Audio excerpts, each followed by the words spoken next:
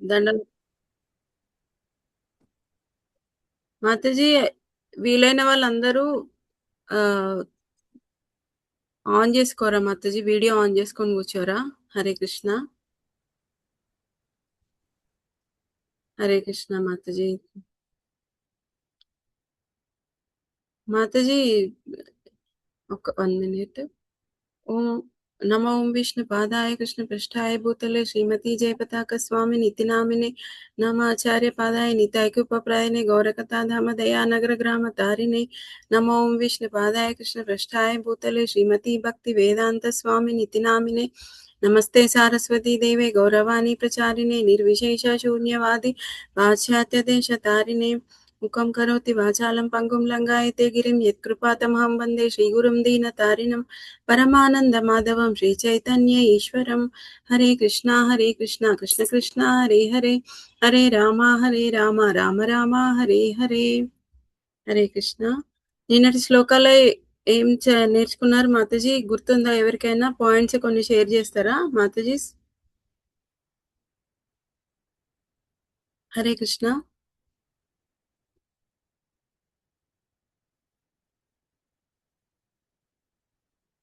హరే కృష్ణ మాతాజీ, ఎవరికి ఏం గుర్తులేవా నిన్న ప్రభుజీ చెప్పిన శ్లోకాలు 21, 22లో? హరే కృష్ణ మాతాజీ. చెప్పండి ప్రభుజీ. అంటే అర్జునుడు అర్జునుడు చెప్పారు కృష్ణుడిని, రథాన్ని తీసుకెళ్లి 2 సేనల మధ్యలో నిలబెట్టుకోమని చెప్పారు. పెట్టమనడానికి కారణం ఏంటంటే ఈయన యోధుడు కాబట్టి, మహాయోధుడు కాబట్టి యుద్ధం చేసే ముందు ఎవరెవరు ఉన్నారు తనకి ఆపోజిషన్ లో వారందరినీ ఒకసారి చూడటానికి సైన్యం మధ్యలో రథాన్ని పెట్టమని చెప్పాను. హరే కృష్ణ. ఇంకా అర్జునుడు కృష్ణుని నిన్ను ఏమని సంబోధించండు ప్రభుజీ? అచ్యుత అన్నారు మాతాజీ. అచ్యుత, నాశనం లేని అర్థం. చ్యుతి లేనటువంటి వాడు, నాశనం లేనటువంటి వాళ్ళు అన్నట్టు. అంటే అచ్యుతుడు అంటే ఏంటిది అంటే ఎంత అంటే 6 ఐశ్వర్యాలు ఉన్నటువంటి వాళ్ళనే మనము భగవంతుడు అంటాం కదా ప్రభుజీ. అంటే భగవంతుడి నుంచి ఎన్ని మనకి వచ్చినా, అంటే భగవంతుడి నుంచి ఇంకా స్వాంశాంశాలు ఎన్ని వచ్చినా కానీ భగవంతుడు ఎప్పుడు పూర్ణుడుగానే ఉంటాడు. తగ్గడం అన్నది ఉండదు అన్నట్టు. ఇప్పుడు మన దగ్గర 100 రూపీస్ ఉన్నాయంటే 100లో 10 రూపీస్ మనం ఎవరికన్నా ఇస్తే మన దగ్గర 90 రూపీసే ఉంటాయి. కానీ భగవంతుడు ఎంత ఇచ్చినా ఆయన పూర్ణుడుగానే ఉంటాడు. అటువంటి ఆయన అచ్యుతుడు అన్నమాట. ఆయన నుంచి ఎంత వచ్చినా ఈ భౌతిక ప్రపంచము, ఆధ్యాత్మిక ప్రపంచము, ఇన్ని అంశాలు ఇవన్నీ నడిపిస్తున్నా కానీ ఆయన ఎప్పుడు అచ్యుతుడు లాగానే ఉంటాడు. ఆయన దగ్గర నశింపు అన్నది ఉండదు. ఓకే, ఇవాళటి శ్లోక షేర్ చేస్తారా పావని మాతాజీ? ఎస్ మాతాజీ. హరే కృష్ణ. హరే కృష్ణ.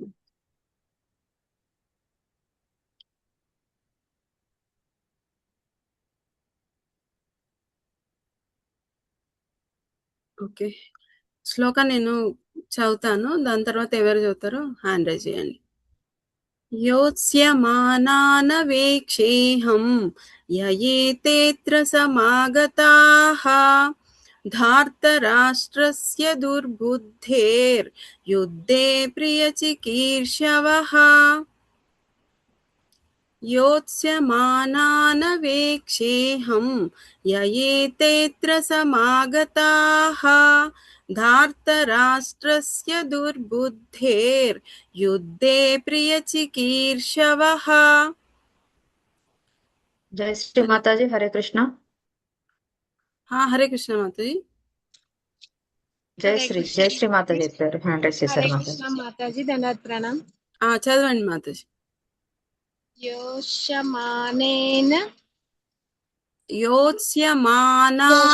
మానేన కాదు మాతాజీ, జూమ్ చేసుకోలే మాతాజీ. ఓకే. యోష్యమానానవేక్షేహం యయేత్ర సమాగతాః యయేతేత్ర సమాగతాః ఏత్రేత్ర సమాగతాః యా ఏతేత్ర మాతాజీ, ఏతేత్ర. ఏతేత్ర అలాగే అన్నమాట. ఏత్రేత్ర అంటున్నారు, రెండిటికి రావత్తు పెట్టేస్తున్నారు. ఏతేత్ర ఉమ్, ఏతేత్ర సమాగతాః ధార్తరాష్ట్రస్య దుర్బుద్ధిర్ ప్రియకేశవః యుద్ధే ప్రియ చికీర్షవః. యుద్ధేత్తే ప్రియకీర్చేహవః యుద్ధే ప్రియ చికీర్షవః.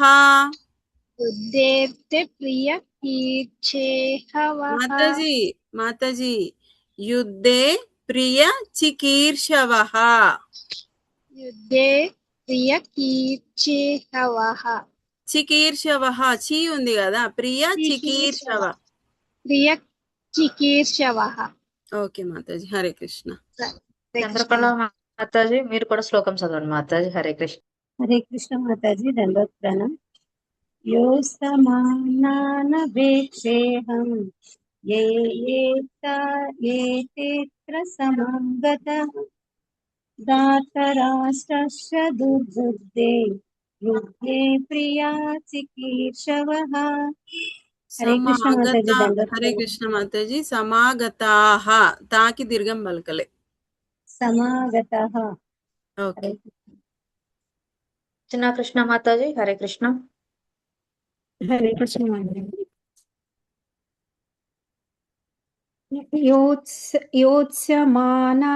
योत्स्यमानानवेक्षेऽहं य एतेऽत्र समागताः धार्तराष्ट्रस्य दुर्बुद्धे युद्धे प्रियचिकीर्षवः. हरे बोल माताजी. హరే కృష్ణ మాతాజీ. మాతాజీ ఇంకిద్దరు ఉన్నారు, శ్లోకా చెప్పిద్దామా లేకపోతే అనువాదం భాష్యం చదివిద్దామంటారా? ఆ అనువాదం భాష్యం చదివిద్దాం మాతాజీ. నరసింహదాస్ ప్రభుజీ హరే కృష్ణ అనువాదం చదవండి. హరే కృష్ణ ప్రభుజీ, మీరు మ్యూట్ లో ఉన్నారు. దుర్బుద్ధి గల హరే కృష్ణ మాతాజీ. దండవత్ ప్రణామం. ప్రణామం. బుద్ధి గల ధృతరాష్ట్ర పుత్రునికి ప్రియమును గూర్చి కోరికతో యుద్ధమును చేయుటకై విచ్చేసిన వారిని నేను చూసేదను. హరే కృష్ణ మాతాజీ. హరే కృష్ణ. నాగమణి మాతాజీ మీరు చదువుతారా? హరే కృష్ణ అనువాదం భాష్యం. మాతాజీ హరే కృష్ణ చదువుతాను. భాష్యం. దుర్యోధనుడు తన తండ్రి అయిన ధృతరాష్ట్రుని సహాయంన దుష్ట ప్రణాళికల ద్వారా పాండవుల రాజ్యమును అపహరింపదల్చెనంట సర్వ విదితమే. కనుక దుర్యోధనుని పక్షమున చేరిన వ్యక్తులందరూ ఆ విధమైన మనోప్రవృత్తి లక్షణములను పోలిన వారే అయ్యుండవలను. యుద్ధమును ఆరంభించుటకు పూర్వము వారెవరో ఎరుగుటకై అర్జునుడు యుద్ధరంగమున వారిని చూడదల్చెను. అంతేకాని వారితో శాంతి మంతనములు జరిపే ఉద్దేశము అతనికి ఏ మాత్రం లేదు. శ్రీకృష్ణుడు తన చెంత నుండుటచే తనకు తప్పక విజయం సిద్ధించునని సంపూర్ణ విశ్వాసమును కలిగి ఉన్నప్పటికీ తానెదిరించవలసి ఉన్న వారి శక్తి ఎట్టిదో అంచనా వేయుటకు అర్జునుడు వారిని తిరిగి చూడగోరనంట కూడా యథార్థ విషయము. హరే కృష్ణ. హరే కృష్ణ మాతాజీ. హరే కృష్ణ మాతాజీ. థ్యాంక్ యూ మాతాజీ. ఇక్కడ అర్జునుడు మాట్లాడుతున్నాడు. నిన్నటి శ్లోక కంటిన్యూషన్ ఈరోజు వస్తుంది అన్నట్టు. ఏంటిది? యోత్స్యమానాన వేక్షేహం యా ఏతేత్ర సమాగతాః అంటే ఎదుటి పక్షంలో ఎవరెవరు ఉన్నారు వాళ్ళను నేను డైరెక్ట్ వెళ్ళి చూస్తా అని చెప్పేసి అర్జునుడు చెప్తున్నాడు. ఎందుకు చెప్తున్నాడు అంటే డైరెక్ట్ నేను వెళ్ళి చూస్తా అని చెప్పేసి అంటే ఇప్పుడు ఏమంటున్నాడు ఇక్కడ దుర్యోధనుని ధృతరాష్ట్రుని అంటే దుర్బుద్ధి గల ధృతరాష్ట్రుని కుమారునకు ప్రియాన్ని చేకూర్చు వాళ్ళు ఆ పక్షంలో ఎవరెవరు ఉన్నారో నేను చూస్తా అని చెప్పేసి అంటున్నాడు. అంటే ఇక్కడ దుర్బుద్ధి ఎవరెవరికి ఉన్నది? హరే కృష్ణ. కౌరవులకి, ధృతరాష్ట్రుడికి ఉంది, దుర్యోధనుడికి. ఎస్ ప్రభుజీ, ఇద్దరికి మనకి క్లియర్ గా కనిపిస్తుంది. ధృతరాష్ట్రుడికి దుర్యోధనునికి. అందుకని ఇక్కడ ఉమ్, డైరెక్ట్ అర్జునుడు దుర్బుద్ధి గల ధృతరాష్ట్రుని కుమారునికి ప్రియంను చేకూర్చు వాళ్ళు అంటే ఎవరెవరు ఆ పక్షాలు ఉన్నారో నేను వెళ్ళి చూస్తా అని చెప్పి చెప్తున్నాడు. ధృతరాష్ట్రుడు ఏంటిది, పాండురాజు ఈయనకి సింహాసనాన్ని జస్ట్ టేక్ కేర్ చేయమని చెప్పేసి వాళ్ళ భార్యలతోటి ఆయనే అడవులకు వెళ్తాడు విహారం చేయడానికి. వెళ్ళినప్పుడు జస్ట్ టేక్ కేర్ చేయమని చెప్తాడు. చెప్పినంత మాత్రాన ఆయన ఏంటిది దాన్ని ఆక్యుపై చేద్దామన్న ఆలోచనతో ఉంటాడు ధృతరాష్ట్రుడు. దుర్బుద్ధే కదా అది. ఆయనకి ఏంటిది కళ్ళు కనిపించాయి, అందుకని ఆయనకి అర్హత లేదు సింహాసనం మీద కూర్చునేది. అయినా కానీ ఆ సింహాసనాన్ని అధిష్ఠించాలని చెప్పేసి ఆయనకి దుర్బుద్ధి. సేమ్ ఆయనకి ఏ విధంగా దుర్బుద్ధి ఉన్నదో అదే విధంగా ఆయన కుమారుడైనటువంటి దుర్యోధనునికి కూడా అదే విధంగా ఉంటుంది. ఏంటిది, ఆ పాండవుల రాజ్యాన్ని వాళ్ళకి ఇవ్వకుండా ఎంతసేపు ఆ సింహాసనంని నేనే అంటే దాన్ని నేనే ఆక్రమించాలి అని చెప్పి ఆలోచనతో ఉంటాడు. అందుకనే ఇక్కడ అర్జునుడు ఏం చెప్తున్నాడు, డైరెక్ట్ ఈ దుర్బుద్ధి అని చెప్పేసి మనకి డైరెక్ట్ చెప్తున్నాడు. అంటే ఈవిల్ మైండ్ అంటే ఏంటిది, ఈవిల్ మైండ్ అంటే ఏంటిది, వక్రబుద్ధి. ఈ వక్రబుద్ధి ఉన్నోళ్ళు ఏ విధంగా ఉంటారు, ఎప్పుడు చూసినా అంటే చెడు ఆలోచనలతోటే ఉంటారు వాళ్ళు. ఎంతసేపు అంటే వాళ్ళని పాండవులని ఏ విధంగా నేనంటే వాళ్ళ రాజ్యాన్ని అపహరించాలి, వాళ్ళని కష్టాల పాలు చేయాలి, ఇదే ఆలోచనతో ఉంటాడు దుర్యోధనుడు. అందుకనే అర్జునుడు అయితే అర్జునునికి డైరెక్ట్ వెళ్ళి అక్కడ వాళ్ళను అంటే చూడాలి అని చెప్పేసి ఎందుకు అనుకుంటున్నాడు, అర్జునుడు యుద్ధ రంగంలోకి వచ్చినప్పుడు ఆయనే ఫుల్ కాన్ఫిడెన్స్ తోటి వచ్చిండు యుద్ధ రంగంలోకి. ఎందుకు కాన్ఫిడెన్స్ తోటి ఉన్నాడు అంటే వాళ్ళ పక్షాన ఉన్నది ఎవరు, స్వయంగా దేవాది దేవుడే వాళ్ళ పక్షాన ఉన్నాడు. భగవంతుడు ఎవరి పక్షాన ఉంటే వాళ్ళు విజయం అన్నది వాళ్ళకి కంపల్సరీగా వస్తుంది. అంతేనా, ఆ విషయం అర్జునునికి కూడా తెలుసు నాకు విజయం అన్నది వస్తుందని. కానీ ఎందుకు చూడాలనుకుంటున్నాడు అంటే అక్కడ యుద్ధ రంగంలోకి వచ్చిన తర్వాత యుద్ధ రంగంలోకి వెళ్ళి వాళ్ళతో శాంతి మంతనాలు అన్నది చేయాలని చెప్పేసి అనుకోవట్లేదు అర్జునుడు. ఏమనుకుంటున్నాడు అర్జునుడు, శత్రువులు ఎవరు అంటే ఈయన దుస్సాంగత్యం వలన ఈ దుస్సాంగత్యానికి అంటే ఇప్పుడు ఎవరు చెడు దారిలో వెళ్తారో వాళ్ళకి మనం సపోర్ట్ చేస్తే వాళ్ళు కూడా వాళ్ళు మంచి వాళ్ళు ఎప్పటికీ కాలేరు, వాళ్ళు చేసేది కూడా తప్పే. అటువంటి తప్పు దారిలో ఉన్నటువంటి వాళ్ళు ఎవరు, అటువంటి వాళ్ళను ఈయన చూడాలనుకుంటున్నాడు. చూడాలనుకొని అంటే వాళ్ళ బలాబలాలు ఏంటి తెలుసుకుంటే వాళ్ళ బలాబలాలు ఏంటి తెలిస్తే దాని ప్రకారం అర్జునుడు వాళ్ళతో యుద్ధం చేయాలనుకుంటున్నాడు అన్నట్టు. అందుకని చూడాలనుకుంటున్నాడు తప్ప అక్కడ వెళ్ళి వాళ్ళతోటి శాంతి మంతనాలు చేయాలని లేకపోతే వాళ్ళని చూసి ఏంటిది నేను గెలవలేను అన్నటువంటి బాధతోటి అట్లా అనుకోవట్లేదు అర్జునుడు వాళ్ళ అంటే వాళ్ళ లోపల అంటే ఆ శత్రువులైనా పర్వాలేదు, వాళ్ళకి ఎంత శక్తి ఉంది, శక్తి సామర్థ్యాలు వాళ్ళ ఏంటి, వాళ్ళు ఎవరు తెలుసుకుంటే దాని ప్రకారం నేను యుద్ధం చేస్తా అన్న ఆలోచనతోటి వాళ్ళని చూద్దామని చెప్పేసి అర్జునుడు కృష్ణునితో చెప్తున్నాడు అనమాట. నేను వెళ్ళి వాళ్ళని డైరెక్ట్ చూడాలనుకుంటున్నా అని చెప్పేసి. అంటే ఇప్పుడు ఇక్కడ నుంచి మనం నేర్చుకోవాల్సిన గుణపాఠం ఏంటిది అంటే, ఇప్పుడు ఈ దుర్బుద్ధి అనేటువంటి లక్షణం ఈ కలియుగంలో ప్రతి ఒక్కరి హృదయంలో ప్రతి ఒక్కరి మనసులో ఉంటదంట. ఇప్పుడు ఈ కలియుగంలో కలియుగం స్టార్ట్ అయినప్పుడే ధర్మం అన్నది ఒక పాదం మీద ఒంటి పాదం మీద ఉంటదని చెప్పేసి మనం భాగవతంలో చదువుకున్నాం. ఐడియా ఉందా అందరికీ? అంటే ఒక్కొక్క యుగం నుంచి ధర్మం అన్నది ఒక్కొక్క పాదం తగ్గుకుంటూ వచ్చి చివరికి ఈ కలియుగం వచ్చినప్పటికీ ఒకటే కాలు మీద ఒంటి పాదం మీద ధర్మం అన్నది నిలుస్తుంది అని చెప్పేసి మనం నేర్చుకున్నాం. ఐడియా ఉందా ఎవరికన్నా? హరే కృష్ణ. అందుకనే ప్రతి ఒక్కరి మనసుల్లో కూడా ఈ దుర్బుద్ధి లక్షణాలు అన్నవి ఈ కలియుగంలో కనిపిస్తాయి అని చెప్పేసి చెప్తున్నారు. ఈ దుర్బుద్ధి లక్షణాలు అంటే ఏ విధంగా ఉంటాయి అంటే ఇప్పుడు మనం అంటే ఆ దుర్బుద్ధి ఈ విధంగా ఉంటది, దాన్ని మనం ఏ విధంగా తగ్గించుకోవాలి అన్నది మనం ఇక్కడ ఈ శ్లోకం నుంచి మనం నేర్చుకోవచ్చు. ఇప్పుడు ఈ కలియుగంలో ఉన్నటువంటి దుర్బుద్ధి లక్షణాలు ఏ విధంగా ఉంటాయంటే, దుర్యోధనుడు ఏ విధంగా అయితే వాళ్ళ సోదరుల రాజ్యాన్ని ఏ విధంగా అపహరించి సింహాసనాన్ని అధిరోహించాలని అనుకుంటున్నాడో అదే విధంగా ఇప్పుడు కూడా ఈ కలియుగంలో ఉన్నటువంటి వాళ్ళు ఏంటిదంటే వేరే వాళ్ళ ఆస్తులను ఏ విధంగా మనము స్వాధీనం చేసుకోవాలి. వేరే వాళ్ళ ఆస్తులను స్వాధీనం చేసుకొని మనం ఏ విధంగా ఎంజాయ్ చేయాలి. ఇంకేంటిది, తక్కువ సమయంలో ఎక్కువ డబ్బును ఏ విధంగా సంపాదించాలి. ఇంకేంటిది, కష్టపడకుండా ఈజీగా డబ్బు ఏ విధంగా సంపాదించాలి. ఇంద్రియ తృప్తి ఏ విధంగా చేయాలి. ఇంకా ఈ భౌతికమైనటువంటి బంధాలకు మనకు అంటే భౌతికమైనటువంటి ఈ బంధాలు బంధుత్వాలతోటి మనకి ఏమన్నా యూజ్ లేదు. కానీ ఆ బంధుత్వాలను ఏ విధంగా నేను పెంపొందించుకోవాలి అంటే ఈ విధమైనటువంటి ఈ దుష్టమైనటువంటి ఆలోచనలు ఎక్కువ ఉంటాయి అందరికీ ఈ కలియుగంలో. భగవంతుని గురించి ఆలోచన కానీ ఆధ్యాత్మికంగా మనం భగవంతుని తెలుసుకొని భగవంతుని నామ రూప గుణలీలను కీర్తించాలని కానీ ఎవరికి ఉండదు.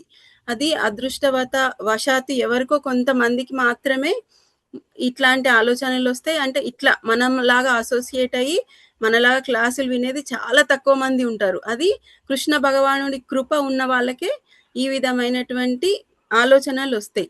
మనకు తెలియకపోయినా కానీ కొంచెం % మనం పుణ్యం చేసుకున్నందుకు ఈ విధంగా మనం ఈ భక్తుల అందరితోటి అసోసియేట్ అయ్యి మనము వినగలుగుతున్నాం.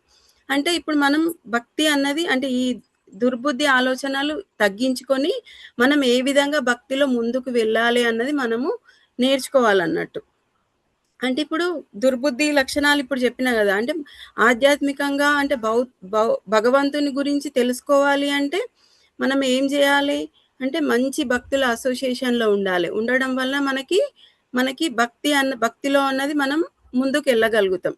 ఈ దుర్బుద్ధి ఉన్నటువంటి వాళ్ళకి ఇట్లాంటి అంటే భగవంతుని గురించి తెలియనప్పుడు వాళ్ళు ఆధ్యాత్మికం గురించి ఏ విధంగా తెలుసుకోగలుగుతారు వాళ్ళు. అంటే భగవంతుని గురించి తెలిసినప్పుడే మనం భగవంతుని పట్ల విధేయత కృతజ్ఞత అన్నది మనం కలిగి ఉంటాం.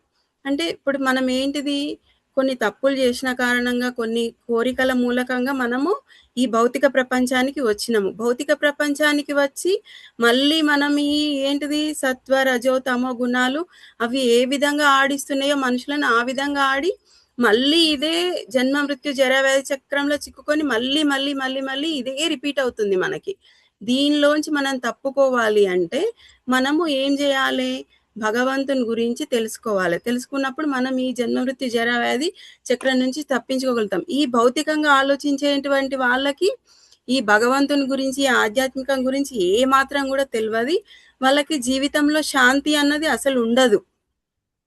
ఈ అంటే నిరంతరం భగవంతుని గురించి తెలుసుకునేటువంటి వాళ్ళకి భగవంతుని భక్తి తెలిసిన వాళ్ళే ప్రతి నిమిషం కూడా ఆనందంగా ఉండగలుగుతారు. ఏ విధంగా ఆనందంగా శాంతిగా ఉండగలుగుతారు? మనం భగవద్గీత అంటే ఇంపార్టెంట్ శ్లోకాలు మనం చదువుకున్నాం కదా, 108 ఇంపార్టెంట్ శ్లోకాస్. అందులో మనకి భగవంతుడు చెప్పిండు శాంతి ఫార్ములా గురించి. ఎవరికైనా గుర్తుందా శాంతి ఫార్ములా? హరే కృష్ణ. మాత్రా స్పర్శతు కౌంతేయ శీతోష్ణ. కాదు మాతాజీ, హరే కృష్ణ మాతాజీ. సర్వలోక సర్వలోకం సర్వభూతానం శాంతి. ఓకే, అవును మాతాజీ, అది శాంతి ఫార్ములా. అంటే ఏం చెప్తున్నాడు ఇక్కడ? భోక్తారం యజ్ఞ తపసాం సర్వలోక మహేశ్వరం సుహృదం సర్వభూతానం జ్ఞాత్వా మాం శాంతి మృచ్చతి. శాంతి మృచ్చతి అంటే భగవంతుని గురించి అంటే అన్ని యజ్ఞాలకు తపస్సులకు ఆయనే భోక్త, అన్ని జీవరాశులకు కూడా ఆయనే మిత్రుడు. అంటే మొత్తం ఆయననే సర్వకారణ కారణుడు భగవంతుడే అని తెలుసుకున్నటువంటి వాళ్ళంటే ప్రతి దానికి కూడా ఆయననే అని మనం తెలుసుకున్నప్పుడు అంటే మనకి పోషకుడు ఆయననే, మనల్ని పోషించేవాడు ఆయననే, మనల్ని ఏంటిది ప్రతిదానికి సర్వకారణ కారణుడు ఆయనే భగవంతుడు అని తెలుసుకున్నప్పుడు మాత్రమే శాంతి అన్నది పొందగలుగుతాం మనం. ఆ విధంగా తెలుసుకునేటువంటి వాళ్ళు ఏమవుతారు? వాళ్ళు ఈ జన్మ మృత్యు జరావ్యాధి చక్రంలో ఈ భౌతికం గురించి ఆలోచించుకుంటూ ఇందులోనే ఇంకా అంటే అదే శాశ్వతం అనుకుంటారు. మెయిన్గా వాళ్ళకి ఇంకా ఏం తెలియదు అన్నట్టు, సంపాదించాలి, ఇంద్రియ తృప్తితో ఉండాలి, ఇదే వాళ్ళ జీవిత లక్ష్యంగా పెట్టుకొని ఆ విధంగా ఉండగలుగుతారు వాళ్ళు. ఆ విధంగా ఉండడం వల్ల మనం భక్తిలో ఎప్పటికీ ముందుకు చేరుకోలేము, ఎప్పటికి కూడా భగవంతుని మనము రీచ్ కాలేకపోతాం అన్నట్టు. ఇంకా ఏంటిది, ఈ కలియుగంలో కామన్గా ఇప్పుడు అందరి లోపల ఉన్నటువంటి 6 దుర్లక్షణాలు అంటే మనకు శత్రువులు అంటారు. వాళ్ళెవరు ఐడియా ఉందా? మన ఆల్రెడీ నేను ఒకసారి అడిగినప్పుడు మీరు చెప్పిండ్రు కూడా అందరు. కామక్రోధ లోభ మోహ మదమాత్సర్యం. ఎస్ మాతాజీ. కామ క్రోధ మోహ లోభ మద మాత్సర్యాలు ఇవి మన లోపల ఉన్నటువంటి దుర్లక్షణాలు అన్నట్టు. వీటిని తగ్గించుకున్నప్పుడు మనము భగవంతుని తొందరగా అంటే చేరగలుగుతాం. వీటిని ఏ విధంగా తగ్గించుకోవాలి అంటే అవి మనకి ఇప్పుడు అర్జునుడు చాలా తెలివి కలవాడు. అందుకనే తన ఎదుటి పక్షంలో ఉన్నటువంటి శత్రువులు ఎవరు, వాళ్ళ బలాబలాలు ఏంటివి చూడాలనుకుంటున్నాడు అర్జునుడు. మనం కూడా మన లోపల ఉన్నటువంటి ఈ 6 శత్రువులను మనం జయించినప్పుడు మనం కూడా భగవంతునికి దగ్గర అవ్వగలుగుతాం. ఏ విధంగా మనం వాటిని జయించగలుగుతాం అంటే అవి ఎంత పర్సెంటేజ్ మన లోపల ఉన్నాయి, ఎంత క్వాంటిటీలో ఉన్నాయి మనం తెలుసుకోగలగాలి. తెలుసుకోవడం అంటే ఏ విధంగా తెలుసుకోగలుగుతాం మనం వాటిని? ఏ విధంగా తెలుసుకుంటామంటే పూర్వకాలంలో యుద్ధాలు జరిగే కంటే ముందు అంట రాజులు అంటే అప్పుడు పెద్ద పెద్ద కోటలు ఉంటుండే కదా. ఆ పెద్ద పెద్ద కోటలు ఫోర్ట్స్లలో ఒకసారి చెక్ చేసేవాళ్ళంట ఎక్కడ ఖాళీ ప్లేస్ ఉన్నది. ఆ ఖాళీ ప్లేస్ని ఫిల్ చేసి అక్కడ ఏంటిది సోల్జర్స్ని పెట్టేవాళ్ళు. సోల్జర్స్ని పెడితే ఏమవుతుంది, లోపలికి శత్రువులు రాలేకపోతారు. అదేవిధంగా మనం కూడా మన హృదయంలో ఉన్నటువంటి ఈ 6 శత్రువులు ఎంత పర్సెంటేజ్లో ఉన్నాయి అన్నది మనం అబ్జర్వ్ చేసుకునే స్థాయికి మనం వెళ్ళాలి. ఎట్లా అబ్జర్వ్ చేయాలంటే నాకు ఈ సిచ్యువేషన్ వచ్చినప్పుడు నాకు కోపం అన్నది ఎక్కువ వస్తుంది, నేను కోపాన్ని కంట్రోల్ చేసుకోలేకపోతున్నా అంటే నెక్స్ట్ అలాంటి సిచ్యువేషన్ వచ్చినప్పుడు నేను నా కోపాన్ని నేను కంట్రోల్ చేసుకుంటా. ఆ విధంగా అంటే నాకు నా పిల్లలంటే నాకు ఎక్కువ ఇష్టం. నా పిల్లల్ని ఎవరన్నా ఏదన్నా అన్నారంటే నేను తట్టుకోలేను. ఇది ఏమంటారు, దీన్ని మోహం అంటారు. ఇట్లా మోహాన్ని ఇట్లా గుర్తించగలగాలి మనం. అంటే ఇప్పుడు పిల్లల మంచి కోసం అని ఎవరన్నా అంటే పెద్దవాళ్ళు కానీ గురువులు కానీ ఎవరన్నా అంటే సందర్భాన్ని బట్టి మాట్లాడిన అంటే మాటలు అన్నా కానీ ఏదన్నా దండించినా కానీ దాన్ని మనము పిల్లల మంచి కోసం అని మనం దాన్ని స్వీకరించడానికి సిద్ధంగా ఉండాలి. మనం చెడు కోసం అని చెప్పేసి పెద్దవాళ్ళు ఎవరు పిల్లల్ని అన్నారు కదా, దాన్ని మనం అర్థం చేసుకునే పొజిషన్కి మనం రావాలి. అంటే పిల్లలను ఒక పొజిషన్లో మంచి పొజిషన్లో మనము చూడాలి అనుకున్నప్పుడు ఇట్లాంటివి మనము తీసుకోవడానికి పెద్దలు చెప్పినప్పుడు దాన్ని అంగీకరించడానికి మనం ఫస్ట్ సిద్ధంగా ఉండాలి. మనం సిద్ధంగా ఉన్నప్పుడు పిల్లలు కూడా దాన్ని యాక్సెప్ట్ చేస్తారు. మనమే వాళ్ళకి సపోర్ట్ చేసినాం అనుకోండి, అప్పుడు పిల్లలు వినరు. ఇంకా మోహం అన్నది ఇంకెక్కడెక్కడ ఉంటుంది మోహము అంటే భార్య భర్తల దగ్గర మోహం ఎక్కువ ఉంటుంది. తర్వాత ఏంటిది, బంగారం అంటే నాకు చాలా ఎక్కువ ఇష్టము. ఇంకేంటిది, నాకు కార్లు అంటే ఎక్కువ ఇష్టము. తర్వాత ఏంటిది, నాకంటే ఎక్కువ ఆస్తి వాళ్ళకు ఉంది, వాళ్ళని చూస్తే నాకు అసూయ కలుగుతుంది. ఇట్లాంటివి అన్నది మనము అబ్జర్వ్ చేసుకోవాలన్నమాట. అబ్జర్వ్ చేయడం వలన మనం ఏంటిది, మనము కంట్రోల్ చేసుకునే అంత కంట్రోల్ చేసుకోవాలి. వాటిని కంట్రోల్ కాని పక్షంలో మనం ఏం చేయాలి, ఈ విషయాన్ని గురువులకు తెలియజేయాలి. మనం గురువులకు అంటే మనము లోపలనే దాచిపెట్టుకుంటాం అనుకోండి, లోపలనే ఉంచుకున్నాం అనుకోండి, ఆ ప్రాబ్లం ఇంకా పెరుగుతుంది కానీ తగ్గదు. అందుకని మనము ఓపెన్ అప్ అవ్వాలి, ఎక్స్ప్రెస్ చేయగలగాలి ఎదుటి వాళ్ళకి, మెయిన్గా గురువులకి ఎక్స్ప్రెస్ చేయడం వలన మనము ఆ ప్రాబ్లం అంటే మనము వ్యక్తపరచడం వలన ఆ ప్రాబ్లం అక్కడికి ఆగిపోతుంది, మళ్ళీ రిపీట్ అవ్వదు. వ్యక్తపరచకుండా మన లోపలనే ఉంచుకున్నామంటే ఇంకా అవి మళ్ళీ మళ్ళీ మళ్ళీ మళ్ళీ రిపీట్ అవుతుంటాం. అంటే బయటికి భౌతికంగా చూడడానికి ఒక మంచి భక్తుల్లా కనిపిస్తాం మనం. అంటే మన వేషధారణలో మార్పు అన్నది వస్తుంది. మనం వచ్చినప్పటికీ అంటే మనం వచ్చిన ఒక 2-3 ఇయర్స్కి మన లోపల వేషధారణలో చేంజ్ అన్నది వస్తుంది. అంటే మనం తిలక్ పెట్టుకునే విధానం కానీ, మన వస్త్రధారణ కానీ, మన చాంటింగ్ బ్యాగ్ కానీ, ఇవన్నీ మంచిగా ఉంటాయి. అంటే ఒక మంచి భక్తుల్లాగా బయటికి కనిపిస్తాం.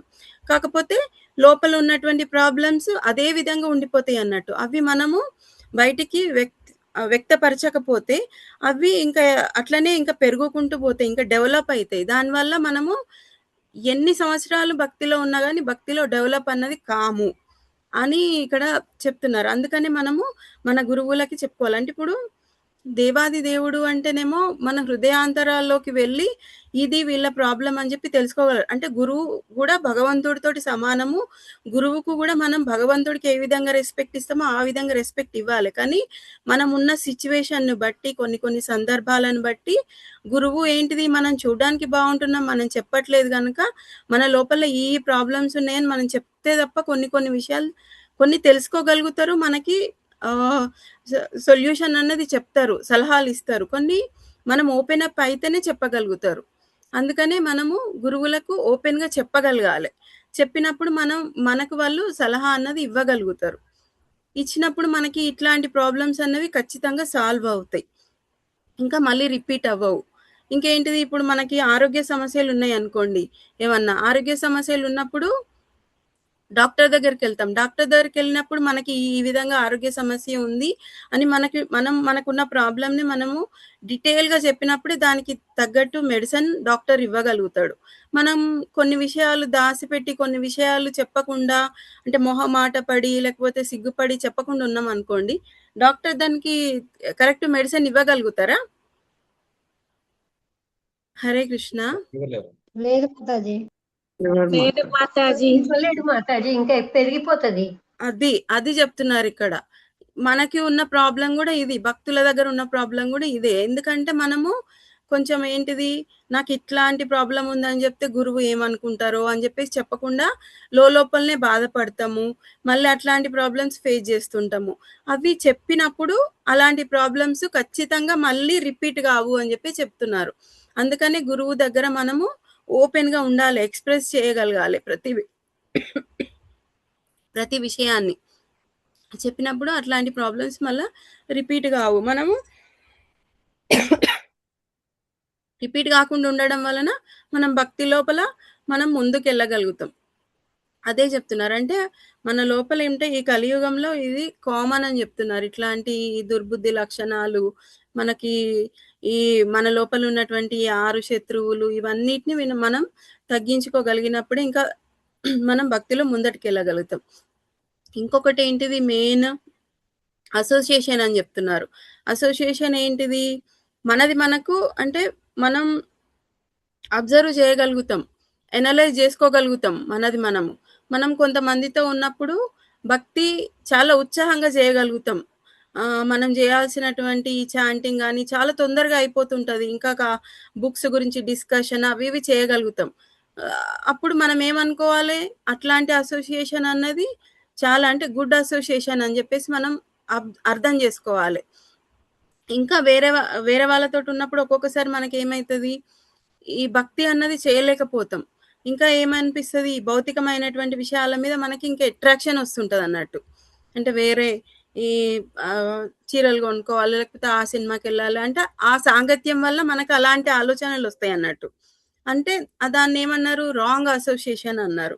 అంటే ఇప్పుడు మనం ఆ రాంగ్ అసోసియేషన్ వల్ల మనం చేసే భక్తి ఆల్రెడీ మనం చేసే భక్తి కొంచెమే, ఆ కొంచెం భక్తి కూడా ఆ రాంగ్ అసోసియేషన్ వల్ల మళ్ళీ కిందికి దిగజారిపోతాం. ఇంకా భక్తిలో ఇంకా మొత్తానికి మనం కిందికి వెళ్ళిపోతాం అన్నట్టు. అందుకని అటువంటి రాంగ్ అసోసియేషన్లో మనం ఎప్పుడూ ఉండొద్దు అని చెప్తున్నారు. ఈ సత్సాంగత్యం చేయడం వలన మనము భగవంతుడు ఎవరు అంటే భగవంతుడు ఏంటిది, భగవంతుడి గురించి ఆయన గుణ నామ రూపాల గురించి మనం తెలుసుకోగలుగుతాం. మనకు భగవంతుడి గురించి ఇంకా వినాలి అనిపిస్తుంటది. అటువంటి అసోసియేషన్ అన్నది చాలా మంచిది. అందుకని అట్లాంటి సత్సాంగత్యంలోనే మనం ఉండాలి. ఉన్నప్పుడు మన భక్తి అన్నది పెంపొందుతుంది. అది చెప్తున్నారు అన్నట్టు ముఖ్యంగా. ఇట్లా మన లోపల ఉన్నటువంటి క్వాలిటీస్ అంటే చెడు క్వాలిటీస్ను అంటే దుర్యోధనునికి ఉన్నటువంటి అంటే ఆయన వాళ్ళ నాన్న చిన్నప్పటి నుంచి ఆయనకు నేర్పివ్వలేదు. అందుకనే ఆయనకి ఆ విధమైనటువంటి ధృతరాష్ట్రుడికి ఏ విధమైనటువంటి లక్షణాలు ఉన్నావో దుర్యోధనునికి కూడా అదే విధమైనటువంటి లక్షణాలు అనేటివి అబ్బినవి ఆ అసోసియేషన్ తోటి. అందుకని మనం అట్లా ఉండొద్దు. ఇంకా మనం ఎవరిని తీసుకోవచ్చు ఈ బ్యాడ్ అసోసియేషన్ అంటే కర్ణుడిని తీసుకోవచ్చు. కర్ణుడికి కొన్ని మంచి లక్షణాలు ఉన్నాయి, కొన్ని చెడు లక్షణాలు ఉన్నాయి. ఈయన ఏంటిది, దుర్యోధనుడు ఈయనకు అంగరాజ్యం ఇచ్చిండు అని చెప్పేసి ఈయనతోటి స్నేహం అనేది పెంచుకొని మంచి మిత్రునిలాగా వీళ్ళతోటి కౌరవులతోటి అసోసియేషన్ ఉన్నాడు. వాళ్ళతోటే సాంగత్యం చేసిండు కర్ణుడు. ఆ సాంగత్యం వల్ల ఆయనకి ఏం జరిగింది, ఆయనకు ఉన్నటువంటి మంచి లక్షణాలన్నవి తగ్గిపోయి చెడు లక్షణాలన్నవి ఇంకా పెంపొంది లాస్ట్కి ఏమైంది, యుద్ధ రంగంలో ఆయన చనిపోవలసిన పరిస్థితి అన్నది కర్ణుడికి వచ్చింది.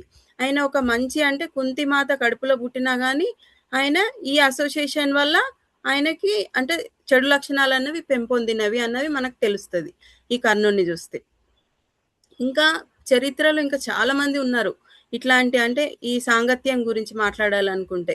ఇంకెవరు, విభీషణుడు ఏంటిది, ఆయన తెలుసుకున్నాడు రావణాసురుడు అన్నది అధర్మం పక్షాన ఉన్నాడు, నేను అంటే ఆయన ఆలోచించి ముందే ఒక స్టెప్ తీసుకొని ఎక్కడికి, రాముడి పక్షంలోకి, అంటే వాళ్ళ అన్నను సొంత అన్న అని కూడా తెలిసి కూడా ఆయనను త్యజించి రాముడి పక్షంలోకి వచ్చిండు. రాముడి పక్షంలోకి వచ్చినందుకు ఏం జరిగింది ఆయనకు, విభీషణుడికి? మనం ఇప్పటికీ కూడా ఆయన గురించి మనం చర్చించుకోగలుగుతున్నాం విభీషణుని గురించి. అంటే ఆ విధమైనటువంటి ఆలోచన మనకు కూడా ఉండాలన్నట్టు. అంటే అధర్మం పట్ల ఉన్నప్పుడు భగవంతుడు కూడా మనకి ఎలాంటి సాయం చేయలేడు. అందుకని ధర్మపక్షాన మనము ఉండాలి. ఇప్పుడు ధర్మం ఏది చెప్పిండో, ధర్మంతో సాక్షాత్ భగవత్ ప్రణీతం అన్నారు. భగవంతుడు ఏది చెప్పిండో అదే ధర్మము. ఆ ధర్మాన్ని మనం పాటించినప్పుడు మనకి భగవంతుడి సాయం కూడా మనకి లభిస్తుంది. అందుకని మనం సత్సాంగత్యంలో ఎప్పుడూ ఉండాలి. ఇంకా ఎగ్జాంపుల్స్ ఇంకా ఎవరన్నా ఐడియా ఉందా? హరే కృష్ణ. ప్రహ్లాద్ మహారాజు ఏం చేసిండు, వాళ్ళ నాన్న ఎంతసేపు భగవంతుని నామాన్ని నువ్వు తీసుకోవద్దు అని చెప్పినా కానీ ఒక్క నిమిషం కూడా భగవంతుని నామాన్ని ఆయన నాలుక పైన ఆపకుండా కంటిన్యూగా భగవంతుని నామాన్ని జపించిండు. ఆ జపించడం వలన ప్రహ్లాద్ మహారాజుకి ఏం జరిగింది, స్వయంగా నరసింహ భగవంతుడు అవతరించిండు ప్రహ్లాద్ మహారాజు కోసం. ఆయన గురించి అప్పుడెప్పుడో త్రేతాయుగంలో జరిగింది, అయినా మనం ఇప్పటికీ స్మరించుకుంటున్నాం. నరసింహస్వామికి మనం ప్రార్థిస్తున్నాం, ప్రహ్లాద్ మహారాజుని కూడా ప్రార్థిస్తున్నాం. ఇటువంటి అంటే మంచి భక్తుల గురించి మనం ఎప్పటికీ చర్చించుకుంటూనే ఉంటాం. అవునా? ఇంకా ఎవరున్నారు ఇట్లాంటి వాళ్ళు? హరే కృష్ణ. పరీక్షిత్ మహారాజు, శ్రవణం. పరీక్షిత్ మహారాజు పరీక్షిత్ మహారాజు ఉన్నాడు. ఇంకా చాలా మంది, ఇంకా ధ్రువుడు ఉన్నాడు, చాలా మంది భక్తులు ఉన్నారు. అందుకనే మనం ఏం చేయాలి? ప్రభుజీ, సుఖదేవ గోస్వామి. ఓకే, సుఖదేవ గోస్వామి ఫస్ట్ ఏమనుకున్నాడు, నేను అంటే ఇదంతా మాయా, మాయా అన్నది నన్ను ఆవహరిస్తుంది, నేను బ్రహ్మంలోకి వెళ్తా అని చెప్పేసి 16 సంవత్సరాలు వాళ్ళ తల్లి గర్భంలోనే ఉన్నాడు, బయటకి రాకుండా. నన్ను మాయా అన్నది అంటుకుంటది అని చెప్పేసి. మళ్ళా భగవంతుడు వచ్చి స్వయంగా నీకు మాయ అంటుకోకుండా నేను చేస్తా అన్నప్పుడే తల్లి గర్భం నుంచి బయటకు వచ్చిండు. మళ్ళీ బయటకు వచ్చి మళ్ళీ భయపడి వెళ్ళిపోతాడు, పారిపోతాడు అడవిలోకి వెళ్ళిపోయినప్పుడు ఏం చేస్తాడు, వ్యాస మహర్షి తన కొడుకును తన దగ్గరికి తీసుకురావడానికి కోసం తన భక్తులనే అక్కడ అడవిలో పనిచేసుకునే వాళ్ళలాగా పంపించి భగవంతుని యొక్క నామాల గురించి, నామరూప గుణ లీలలను గురించి అక్కడ చెప్పిపిస్తే అవి విని ఏంటిది, సుఖదేవ గోస్వామి భగవంతుడు అంటే ఇంత మంచిగా ఉంటాడా అని చెప్పేసి, అంటే భగవంతుని వర్ణన చేస్తాడు అన్నట్టు. అక్కడ భగవంతుని వర్ణన చేయడం వలన ఆయన విని మళ్ళా ఇది ఎవరు చెప్పిండ్రు మీకు, ఎట్లా ఏంటిది అని చెప్తే అప్పుడు సుఖదేవ గోస్వామి వ్యాస భగవానుడు ఈ విధంగా చెప్పిండు మాకు, వ్యాస మహర్షి దగ్గర మేము నేర్చుకున్నామని చెప్తే అప్పుడు వ్యాస భగవంతు దగ్గరికి తన తండ్రి దగ్గరికి వస్తాడు. వచ్చి మళ్ళీ భాగవతం ఆయన నుంచి ఈయన నేర్చుకుంటాడు, శ్రవణం చేస్తాడు. అందుకనే మనకి సుఖదేవ గోస్వామి గురించి మనం ఇప్పటికీ చర్చించుకుంటాం. ఆయనే సుఖదేవ గోస్వామి అంటే చిలక రూపంలో వచ్చి వాళ్ళ అమ్మ వ్యాస భగవానుడి గర్భంలోకి వెళ్ళింది కనుకనే భగవంతుడు ఆయనకి శుక అంటే చిలక గనక సుఖదేవ గోస్వామి అన్న నామకరణ అన్నది చేస్తారు. అందుకనే వ్యాస భగవానుడి గురించి మనం ఇంకా ఇప్పటికీ చర్చించుకుంటాం. అంటే ఈ కలియుగంలో ఉన్నటువంటి ఈ లక్షణాలు, అంటే నేను ఏమేం చెప్పినా ఫస్ట్ ఈ దుర్బుద్ధి అన్నది అందరి లోపల ఉంటది. అందరి లోపల ఉంటది కనుక దాన్ని మనము తగ్గించుకోవడానికి ప్రయత్నం చేయాలి. ఈ దుర్బుద్ధి లక్షణాలంతా ఎట్లా తగ్గించుకోవాలి, మనం భగవంతుని గురించి వినడం వలన, ఆయన గురించి తెలుసుకోవడం వలన మన లోపల మంచి క్వాలిటీస్ అన్నవి పెంపొందుతాయి, చెడు క్వాలిటీస్ అన్నవి తగ్గుకుంటూ వస్తాయి. తగ్గుకుంటూ వచ్చి మనం భగవంతుని మీద మనకి ఇష్టం అన్నది పెంపొందుతుంది. అప్పుడు భగవంతుడు అంటే మనము విధేయత చూపించగలిగే స్థాయికి మనం వస్తాం అన్నట్టు. మనకి భగవంతుడి వల్లనే మనం ఈ ప్రపంచానికి రాగలిగినాము. భగవంతుడే మనకి ఈ అరేంజ్మెంట్స్ అన్ని చేసిండు అన్న విషయం మనం తెలుసుకోగలుగుతాం. తెలుసుకోగలిగి మనము ప్రతి నిమిషం కూడా మనం భగవంతునికి విధేయత అంటే కృతజ్ఞత చూపియాలి భగవంతునికి. అది చూపించే స్థాయికి మనం చేరుకోగలుగుతాం. తర్వాత మన లోపల ఉన్నటువంటి ఈ 6 శత్రువులను మనం ఎంత క్వాంటిటీలో ఉన్నారు అంటే మనము వాటిని అబ్జర్వ్ చేయగలిగే స్థాయికి వెళ్ళి వాటిని తగ్గించుకునే ప్రయత్నం చేయాలి. మన వల్ల కానప్పుడు మనము గురువు దేవులకు చెప్పి గురువు ద్వారా మనము వాటిని తగ్గించుకోవాలి. తగ్గించుకున్నప్పుడు మనం భక్తిలో ముందుకెళ్ళగలుగుతాం.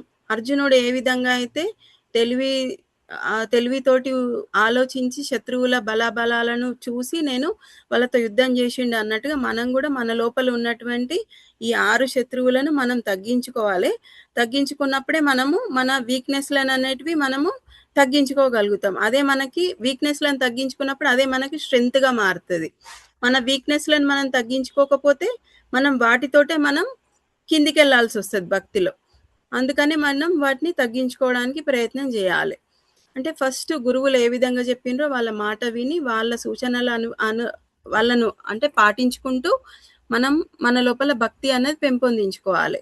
మనతోటి ఇంకా అవ్వట్లేదు, నేను కంట్రోల్ చేసుకోలేకపోతున్నా అన్నప్పుడు మనం గురువులకు చెప్పగలగాలి. ఓపెన్ అప్ అవ్వాలి. ఓపెన్ అప్ అయితే మనం మన లోపల వ్యక్తీకరించినప్పుడే మన లోపల అట్లాంటి ప్రాబ్లమ్స్ అన్నవి తగ్గుతవి అని చెప్పి చెప్తున్నారు. అంటే ఈ దుర్బుద్ధి నుంచి మనము అంటే దుర్యోధనుడికి ఉన్నటువంటి ఇట్లాంటి దుర్బుద్ధి అన్న ఈ వాక్యం నుంచి మనము ఏ విధంగా దుర్బుద్ధిని మనం పెంపొందించుకోవద్దు, మంచి లక్షణాలను ఏ విధంగా పెంపొందించుకోవాలి అన్నది మనం ఈ శ్లోకం నుంచి నేర్చుకోవచ్చు. హరే కృష్ణ. ఇంకా అంటే ఏమన్నా డౌట్స్ ఉన్నవే ఇందులో?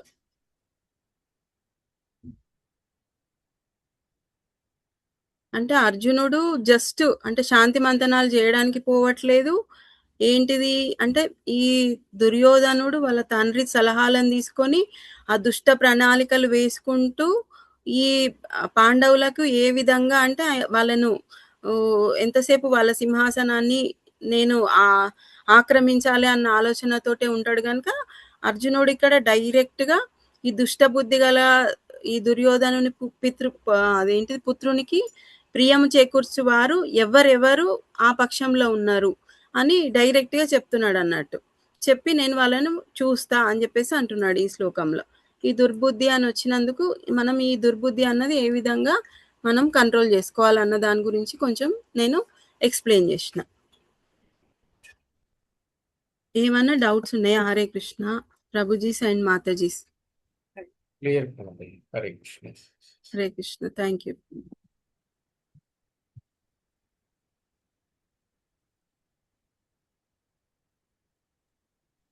హరే కృష్ణ మాతాజీ.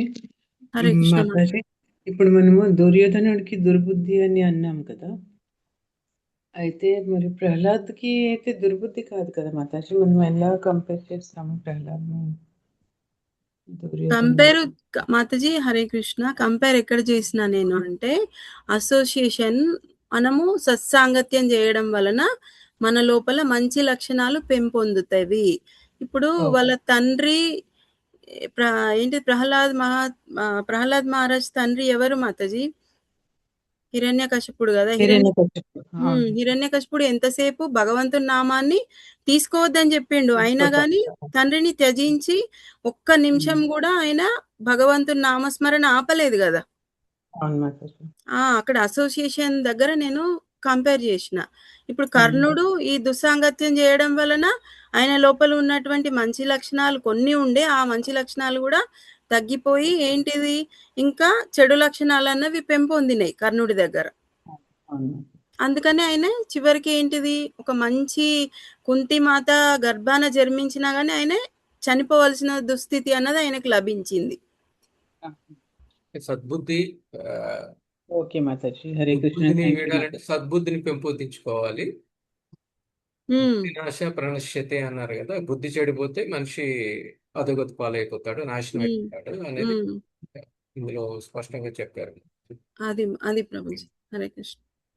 నవవిధాల భక్తి మార్గంలో మనం హరినామ జపంతో సంకీర్తనం అర్చనం ఇవి ఉన్నాయి కదా మాతాజీ, అవి వాటి ద్వారా మన బుద్ధిని పెంపొందించుకోవాలి, మన చేతన శక్తిని జ్ఞానాన్ని పెంపొందించుకోవాలి అనే విషయాన్ని ఇందులో ఈ శ్లోకం ద్వారా మనం గ్రహించుకోవాలి. నవవిధ భక్తి ద్వారా మన భక్తిలో స్టేజెస్ ఉంటాయి. ఆ స్టేజెస్ అంటే సాధు సాంగత్యం చేయడం వలన, ఆ అసోసియేషన్ వలన మన లోపల కొంచెం మన లోపల ఉన్నటువంటి అంటే అజ్ఞానం అన్నది కొంచెం తగ్గి మనం భగవంతునికి దగ్గర అవ్వగలుగుతాం. Yes. ఇంకా ఏమన్నా డౌట్స్ ఉన్నాయా? హరే కృష్ణ. హరే కృష్ణ మాతాజీ. హరే కృష్ణ మాతాజీ, చెప్పండి. సత్సంగత్వే నిస్సంగత్వం, నిస్సంగత్వే నిర్మోహత్వం, నిర్మోహత్వే నిశ్చలత్వం, నిశ్చలత్వే జీవన్ముక్తి. అవును మాతాజీ. హరే కృష్ణ. అవును మాతాజీ. హరి బోల్ మాతాజీ, హరి బోల్. హరి బోల్. హరి బోల్ మాతాజీ, హరి బోల్. హరే కృష్ణ.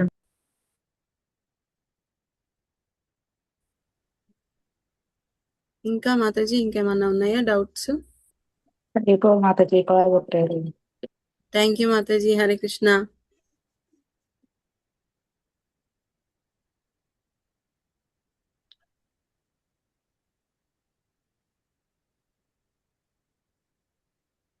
ఎండ్ చేద్దామా మాతాజీ క్లాస్?